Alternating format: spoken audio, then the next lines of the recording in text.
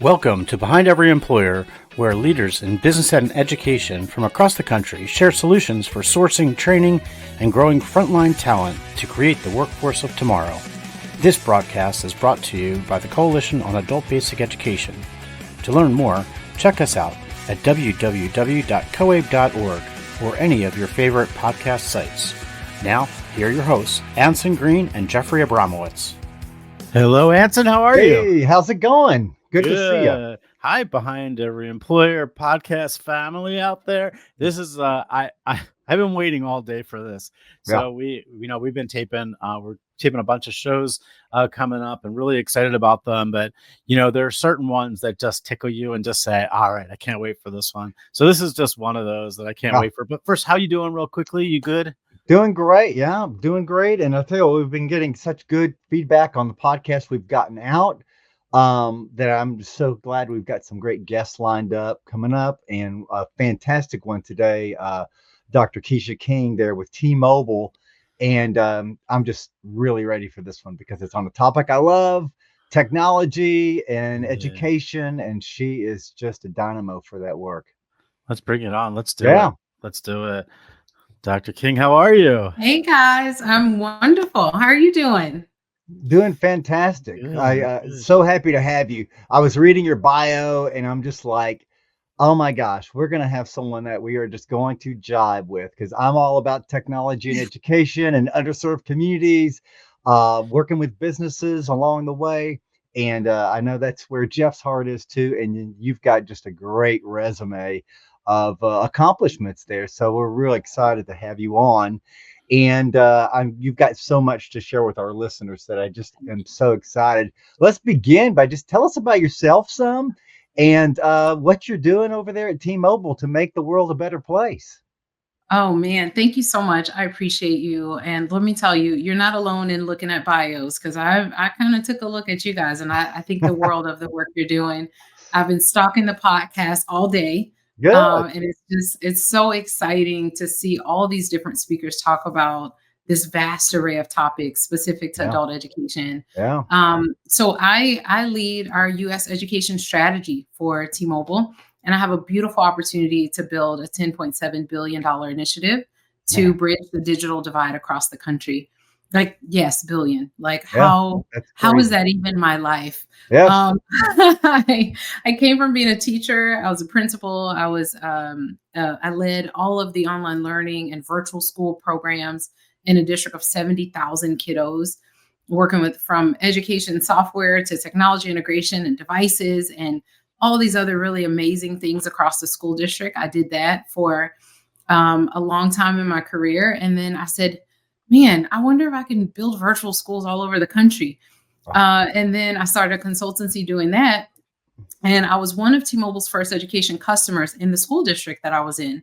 And so I just continue to believe in this journey and this mission to solve for digital equity, to make sure that students who are pursuing advanced education had the technology they needed, provide equity and access. It became something that was at the core of everything I wanted to be. And T-Mobile said, hey, can you come and help us build an education segment? And I think at the time they connected maybe 20,000 kiddos. Wow. And I was like, well, I get to keep doing good work for babies and expand that across the country. Oh, love it. And so it was kind of a no-brainer. I came in and started doing the great work, and we went from around 20,000 students connected to over 6 million. Wow. Today. Oh my God. That's crazy. And I just... when you get to expand a purview from one school district to over 4,000, it is unbelievable. And so I have a phenomenal team. Honestly, I'm nothing without every single member of my team, guys. Oh, I'm sure. T-Mobile as a company is just such a great place to be, with a beautiful for good mission and story that I sleep really well at night knowing that I'm a part of something so great. Oh. That's great work and massive impact. I just love to hear that story. And I can tell you, being from the private sector and having a podcast that we talk to private sector partners, and then having lots of other companies that I work with in terms of just mind sharing on what we're doing, we want to thank you, because there is so much that companies need in terms of a ready workforce in the digital space. Yeah. This, companies are trying to automate. They're trying to make their workplaces paperless. And unless the people can do it, you just create a mess for yourself as a company, and you can get ahead of yourself, and that happens a lot. So we need big footprint, impacts like what you're making out there. So tell us a little bit about your organization and how it's engaged in adult education. What role does technology and access play in shaping those efforts? In every conversation that I have about adult education, I'm reminded that education does not stop at 18. Yeah. I think we all know it when we see, our policies and think about the age of kids and, this 26-year-old kind of thing. I don't know about you guys, but when I was 26, I was still calling my parents to, help me out with stuff.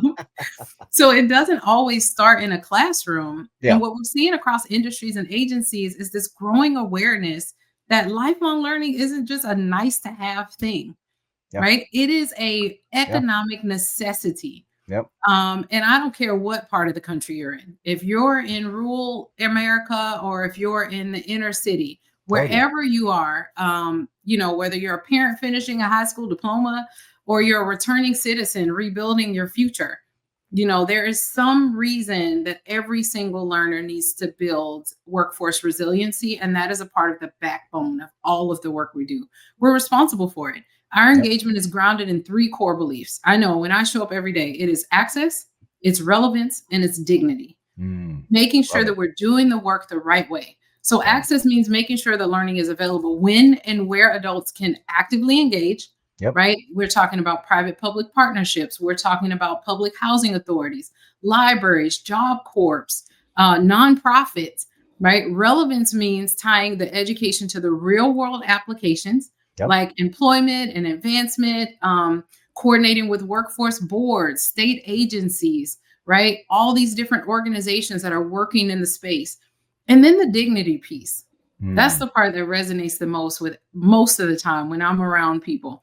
It is recognizing that adult learners bring a special and unique knowledge and experience and grit, like capital GRIT, to the table. They're not starting from scratch. They're here to really change the game in the way that we do work. So why wouldn't we prioritize the access and the respect, especially through private-public partnerships and organizational, efforts and strategic efforts like community colleges and school districts, where we're seeing the retention, we're seeing the advancement, and we're seeing the transformation through adult learning programs. I love it. And I love that. I love that dignity aspect of it. And the fact that you're, the thing that frustrates me, I'm sure it frustrates you, is sometimes people go into this work and they place constraints on what they think individuals can do, especially with technology. Yes. English, how could they ever use automation? And it's really them putting the limiters on the adult. And it's everywhere. I worked in the public sector for a long time, in colleges and stuff. You see it in there sometimes. And when you go see the real people doing the work and you want to give them valuable tools, technology, automation, they grab it and they figure it out. And it's us sometimes, the bigger us, that are the constraint. We've got to be, people like ourselves have to be the ones that just say, let's just try this out. I can tell you, they're going to do it. They're going to take it. They're going to run with it. So I love that spirit, and that's the dignity piece too. We're saying, you're an adult here. You've got all this vast knowledge. You can do this. You know that. I'm not going to hold you back. I love this. So can you share how, we're already talking about it, but how the workforce diversity influences your approach to training and equitable access to opportunity? And that's kind of what we're talking about here. But tell us some more about it, because it's such a critical element of really changing things. Yeah, it really is. And I just want to start by saying, not specific to any organization. I think this is general, across the board. Yes. Frontline workers are often the most diverse and underrepresented voices in an organization. Like my day-to-day work. No one can deny that. Yeah. And they're also often the most impacted by these rapid changes in technology. Whether we're talking about staffing in public transportation or state agencies or logistics or education, the teams are multi-generational, they're multilingual, and they're multicultural. Yep. How do we address those things and still keep in mind, right? Like, yes, we do have goals for our organizations, but how do we adequately transition our frontline workers to make sure that they're not only meeting those goals, but that we're taking really, really good care of them, right? So to me, diversity is it's not just a demographic fact. It's actually an asset. These frontline workers are the biggest assets to any organization. And to unlock the asset, we have to be really intentional. Oh, yeah. We have to be intentional about the design. How do we design the education and training and leadership pathways for these professionals? How do we make sure that we're also partnering with the entities that serve them while we're designing, these upskilling pathways? What if they're in public housing entities? What if they're, being served by local government entities? What if they're a part of community organizations? And how are we as companies responsible for still being a part of that?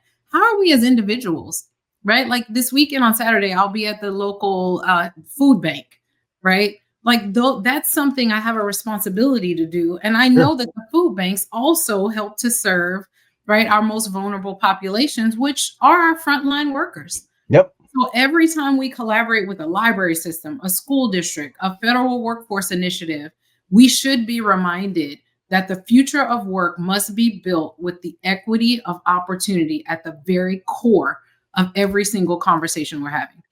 Upskilling diverse community, it's not charity. It's strategy. It's strategy. and that frontline worker you're speaking of, that's the revenue generating workforce. Yes. Not the cost center in a company. That's the revenue generating center of the company.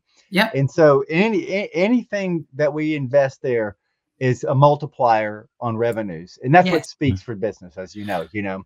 So I'm curious. I'm curious because you struck a chord before talking about the private partnerships and the partnerships, and we all know this all takes a village. Like this isn't just about private sector and public sector. It's about everybody coming together to understand how the importance of education and digital literacy and digital equity across the board.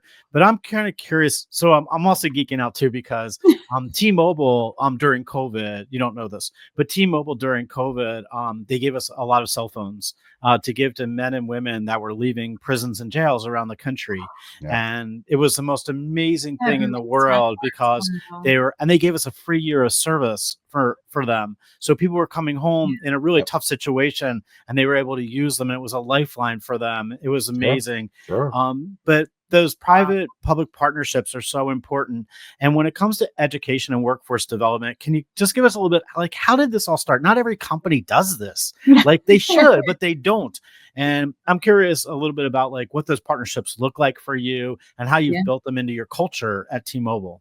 Absolutely. You know what? It's the core of it's really the core of having a really strong for good mission. And making sure that as you build programs and you build a strategy around those programs, it's deeply aligned with the communities that you're hoping to serve, right? And I think that's really at the core of it. And so when we started thinking about Project 10 Million, it wasn't just, we want to do this thing. We really wanted to have a strategic impact and leverage our biggest asset, the network, in order to do that. And at the same time, simultaneously growing that network to make sure that we're answering the call across rural America in areas where folks are saying, we just don't have a signal at all.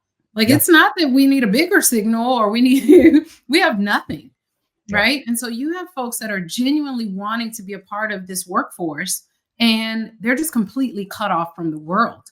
And so not only did we have this emphasis on building a network, but also standing up a program that's for good that says, once the network is built, while we're doing that, we want to make sure that every single eligible student household receives a no-cost hotspot with 100 or 200 gigs of high-speed internet access per year over 5 years. Wow. What does that mean when a senior in high school applies for this program and actually has a hotspot shipped directly to their home?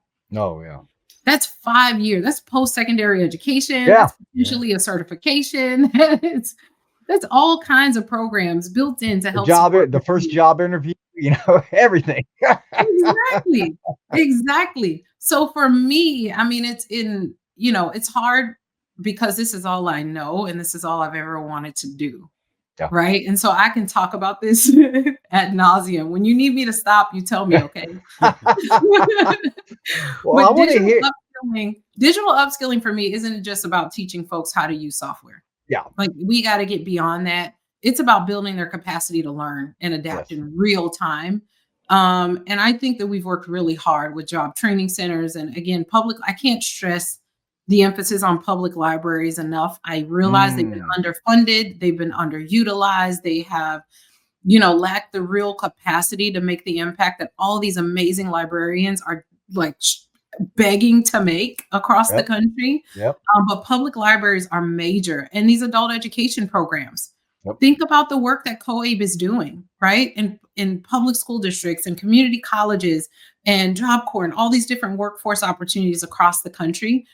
This is a way to provide community access to everything from basic digital literacy to advanced credentialing, and adult communities deserve it.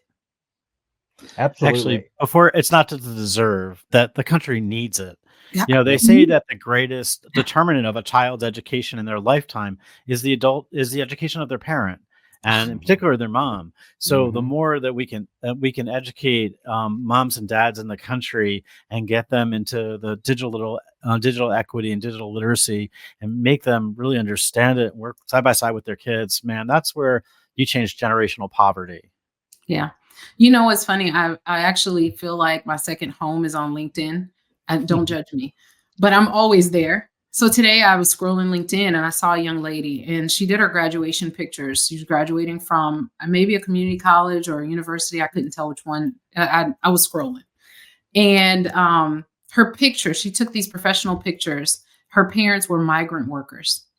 And she took her pictures with her cap and gown and her graduation diploma, her degree in the farms, in the field. Oh, wow.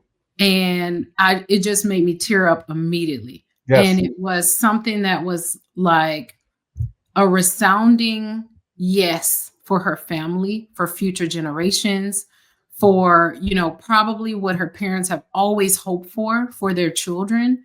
And those are the type of stories that I think help us to really, rise to the challenge. And it was so heartwarming. Yeah. And for the migrant community itself, they see that's what they want for their kids too, Yes. And so as soon as you see someone do it, you know how it is, everybody gets enthusiastic about like, this is possible. This was the right move we made. And there is a pathway forward. I love that.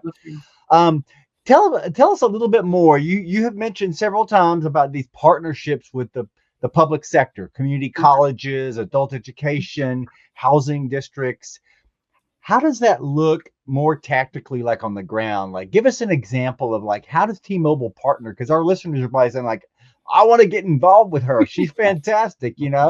What does that look like when it comes to y'all's work?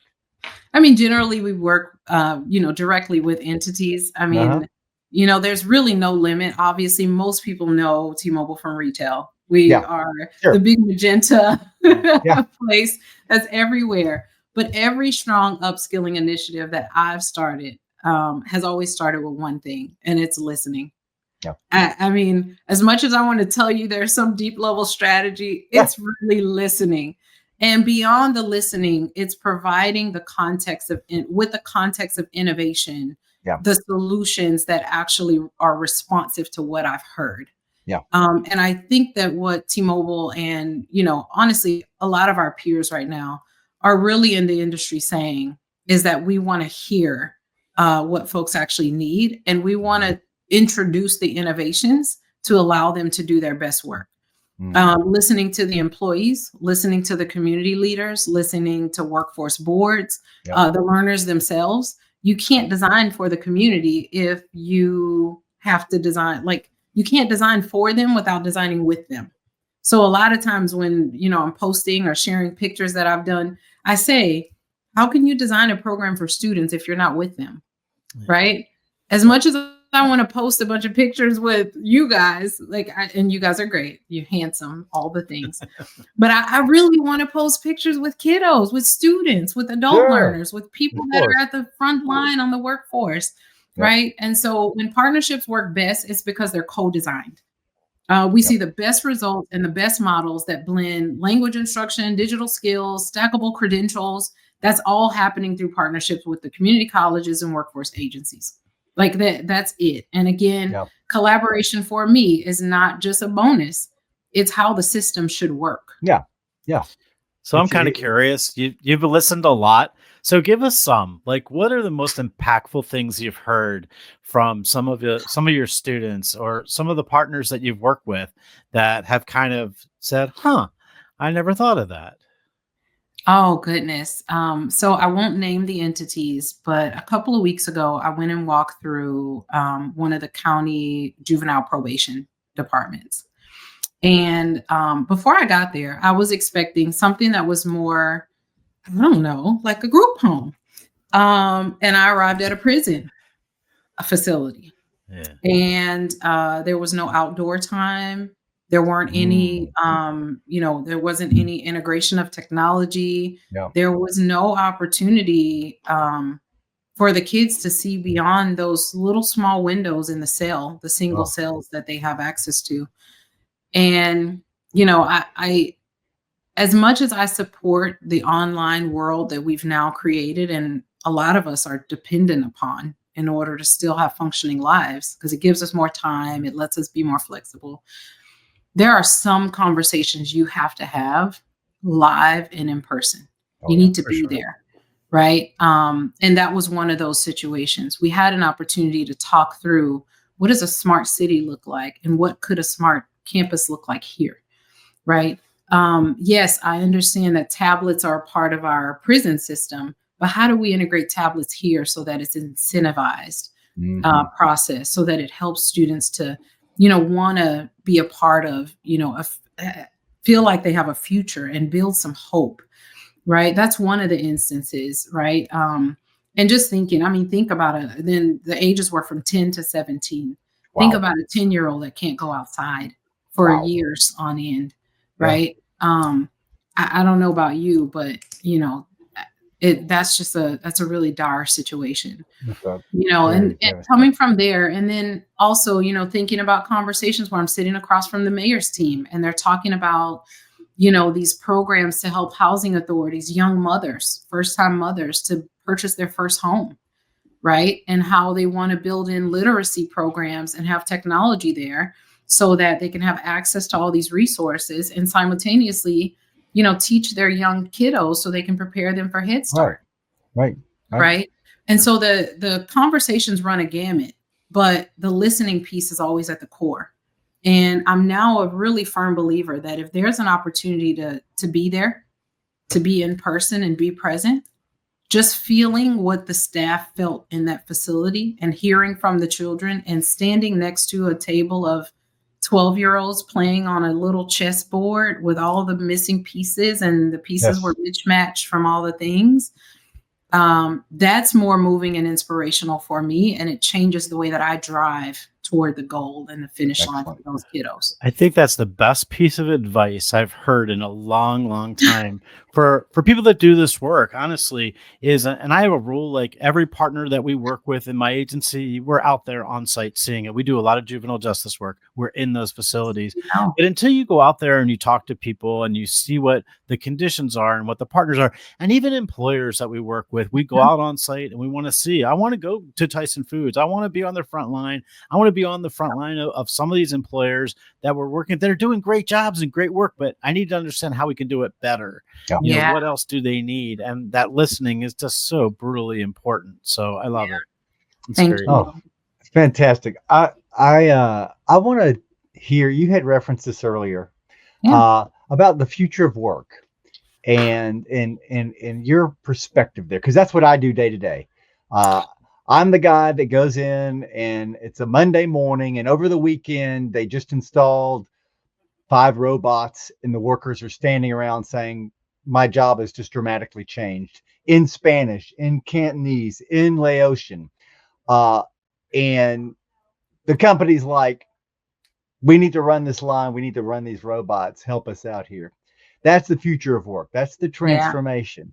And so how has the rise of technology, automation changed how where are we going when it comes to the future of work? And how can people like you make sure that our workforce is ready for those kind of shifts with durable skills and with, this focus on like, I can do this. I'm not scared of it, because that's just such a constraining piece.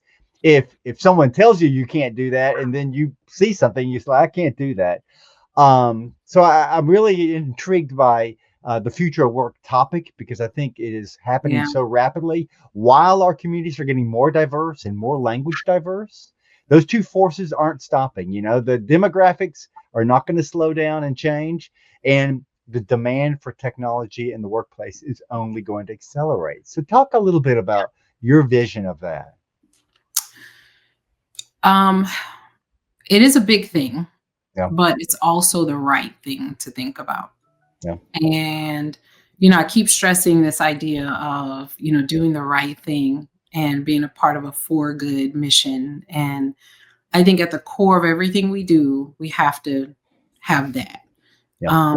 It doesn't have to start big, right? When you think about the future of work, you can pilot something. You can start small. You can learn fast. You don't need a multi-million-dollar budget. You need a mindset that sees education as a part of your business strategy, and not a side project. It's like you have to build your confidence with something small too. Exactly. You have to accomplishment. You don't want to blow your gasket and just like get everybody disappointed and frustrated, and they never try it again. I so much agree. It's like planting a seed. The impact of a single course delivered in partnership with the right entity. Again, the right entity is important, and I'll talk about that in a second. You're not just changing someone's resume. You're changing maybe how they parent, how they vote, how they lead, how they show up in the workforce, the ability to kind of bridge that gap. Employers are working every day to try to support more diverse workforces. They have these ERG teams. They have, teams that are trying to make sure that they're creating inclusive environments. It's also equally as important that we're supporting the organizations that are working to try to help skill communities from the other side of that coin.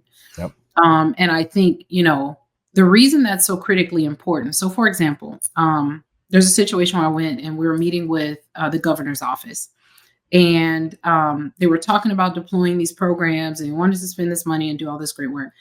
And someone in the room, and I was kind of thinking it, but I don't want to take responsibility. So I'm going to say someone in the room. I don't want to take credit where it's not due. She says, I really think we need to work with our CBOs, our community-based organizations, to distribute this funding and these resources, because they're on the front line. They know the communities, they know the issues. And I said, you know what, you're absolutely right. I said, for example, if I had 10,000 meals and I showed up somewhere and I said, you know what, I'm going to feed 10,000 families. And I get to my location and I've done all the PR and I've done the marketing and I have all my families and I've got all my volunteers and trucks out there with the food, and we're ready to serve, and 5,000 families show up. Am I going to conclude that there's only 5,000 hungry families? No, right? There is an opportunity there for me to say, is there a safety and security issue? Is there a housing issue? Is there a childcare issue? Is there a transportation issue? Is there, is there something else happening in the community? And that's why it's so important to tap into community-based organizations. Totally. They know they're right there, and they can tell you right away, well, this particular area has an issue with, this bus line is not as safe. And so they're not going to come to where you are. If you're going to serve these folks over here, you got to go to them. And here's the format that you have to go. On this area over here, you have to actually deliver door to door, because you have a lot of elderly population and they're not going to get up and make it anywhere. Right. So it's those type of scenarios. When we think about the future of work, it has to be eloquently designed to make sure that it truly fits the folks who are ready to go into those markets. I love your story there. Reminds me, when I worked at the college, we had opened up a facility in the west side of San Antonio in the barrio, and people were wondering, like, how come no one's coming to this campus? The commute. We put this in the campus, and they brought me in to figure it out. And I'm like, well, this community doesn't see themselves going to college. We need to partner with organizations like the food bank and the CBOs and the people that pay the light bill in town and bring them in as partners, because they have the currency and the credibility with the community. We didn't. College didn't, and it was that, sitting there in a community where, there's, like you said, 10,000 people that need ESL, and we've got 7 people in the class. I'm like, what are we doing? It is on us. It is on us, man. And it's because they didn't have the currency in that community. People just drove by. They would not see themselves walking into a college campus, but we had to bring people in where they would come and visit because they already had a relationship with them. So let's talk about, like, kind of as we wind the corner here, for people, employers, institutions that want to do this kind of work. What would you say to encourage them to get started with upskilling or a digital access initiative? How do they get started? Because they probably are listening to this podcast saying, man, I just love this conversation. I want to do this myself. But where do they start? Sometimes that first step is the hardest one.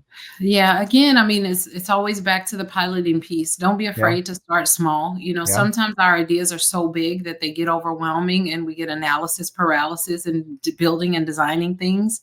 You can only imagine building a $10.7 billion initiative. How many people said, you sure we're going to do this by this day? You sure you're going to be ready to launch? You sure you got the right people? You sure you got the right metrics for success?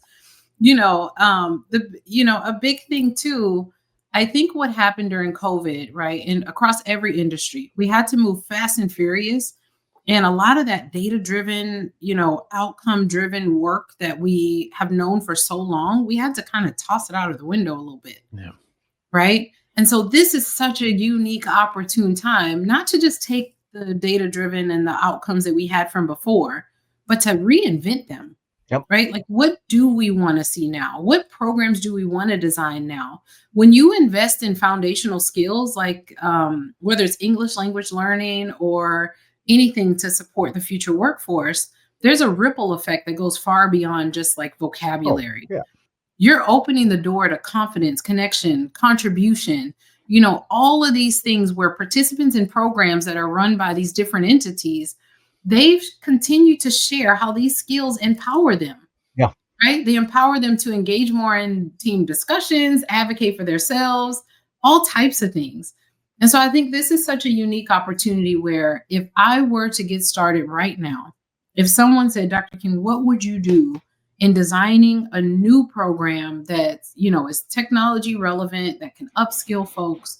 I would think about what is the number one outcome that I'm hoping to drive today. Not something that came from before, but what is the number one outcome? Design a smaller pilot program, get some folks to rally around that, and then make it happen. And when you make it happen, make sure you're ready to be really loud and proud about the measurable results you drive, right? Because those measurable results, that's the thing that's going to get you the funding, that's going to get you the, the right marketing partners. And it's not always about, I've seen also a lot of folks, when they're looking at driving new programs, they come to companies right away. They'll come up to me or you, and they'll say, oh, we need $25,000 to do this thing, right? Or we need $50,000 to do this thing. No relationship building, no conversation, no opportunities to listen. Whatever happened, like, to that unique authenticity that says, I just want to sit down and get to know you. And the more you know me and you believe in what I believe, you're going to ask me what I need. So my rule is I always break bread with them. That's my rule. We're breaking bread right now. We're breaking bread right now. I got my drink here. I'm breaking bread. No, I totally believe that.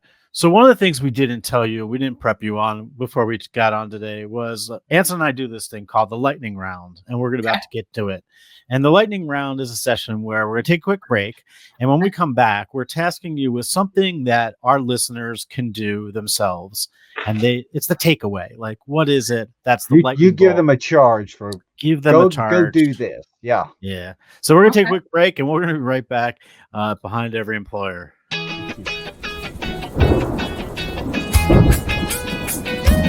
You've been listening to Behind Every Employer with Anson Green and Jeffrey Abramowitz. It's one thing to talk the talk, but in the lightning round, which is coming up, we walk the walk with action steps. You can listen to Behind Every Employer podcast on YouTube, Spotify, or find us on your favorite podcast venue.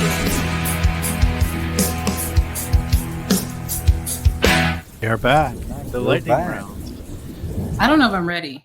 Oh. Right, I love the look on your face when Jeff told you this was coming, man. I gave you a warning. I was like, oh man, I should have worn a more sophisticated shirt. There you go. So we're all going to go though. So we're all going to go. Okay. I'll go slow. So I'll start us off today because you said something earlier today, which was about doing the right thing. And I think there are companies and corporations and private entities around the country that always want to do the right thing. And a lot of them are doing the right thing or want to do the right thing. But here's what differentiates the good from the great. It's the just do it. It's just do it. A lot of good companies think about it and talk about it. And the great companies just do it, right? They get out there and they're just doing it. They're just getting involved. They're starting these programs. They're doing what T-Mobile has been doing. So my lightning bolt for everybody today is just do it.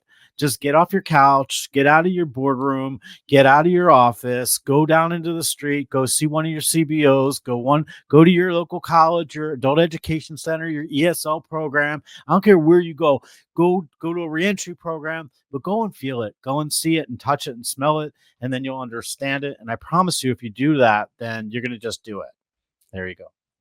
Oh, I love it. Okay. Now, Dr. King, that was what what you were going to say? No, that's not fair. Well, we don't allow that on this show. So.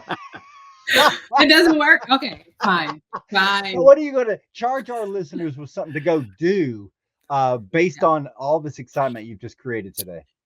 I would say make digital access a non-negotiable. Access to technology is not a luxury. It is not something where we say, oh, what do you do? It's a precondition for opportunity. Yep. That means reliable devices, high-speed internet, digital literacy support. It means aligning with state and federal broadband initiatives. It means knowing what's happening in policy if you can. Yep.